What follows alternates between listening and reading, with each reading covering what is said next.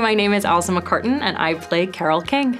I'm not a Brooklyn girly myself. I live up in Washington Heights, so Brooklyn actually almost feels like another continent from where I live in New York, but I love New York. I love the pace of New York. I think it's exciting to think about what the grind of that time would be like, and I can totally feel the pace of what that place would be. And yeah, being a performer, going to audition studios, I feel like that is sort of similar to maybe, what she was doing and sort of pitching her songs. Unlike Carole, who was desperate to get to the suburbs, I love being in New York. And so it is fun to be able to kind of conceptualize exactly where they are and kind of the feel of New York.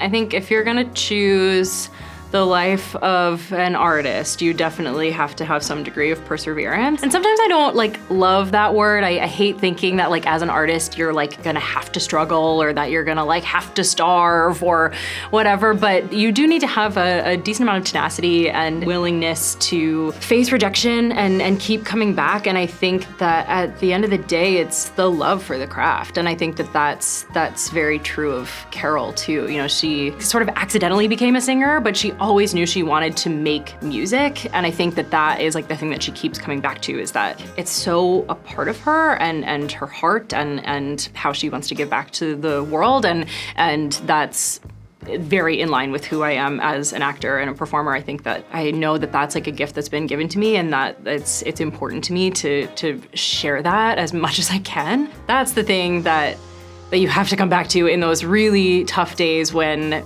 you face another rejection or another setback. Keep coming back to the love and the passion and knowing that it's important. In a lot of ways, she's just so beautifully human. I love that her music is so just authentic and raw, and on the page in Beautiful, she's written so well, and she's so funny, but also has so much heart and emotion, and we see her go from 16 to 29, so it really is a full journey. Where I feel lucky is that I have had a chance to play a lot of different roles that both sort of tap into the drama and the comedy sort of sides of things, and so it's really fun to play a role where you get to tap into both. And so that has been really rewarding to bring someone like that to life, who really just feels very full, very honest, because humans are both. We always are holding space for emotion and humor at all times, and so it's been a joy to tap into all sides of her. As we've all been kind of diving into our own Carole research, watching documentaries and reading snippets of her biography and anything we can kind of get our hands on, something that I keep finding people talking about is that the Tapestry album in many ways was kind of the soundtrack of the moment, that when it came out in the early 70s, that it was at a time where everything happening sociopolitically at the time, we're kind of losing faith in institutions and things at large, and really turning inward and a little bit more introspective and but what do I believe in, what do I need? And that in many ways, Tapestry was exactly what people needed at that time. And when I think about today's audience, there's a lot happening in the world that might be weighing heavily on people's hearts.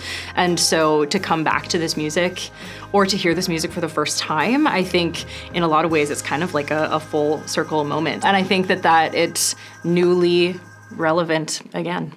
We would love for you to join us at Red Mountain Theater for our production of Beautiful. It's gonna be truly beautiful. We're running from July 19th through August 11th, and you can get your tickets at redmountaintheater.org.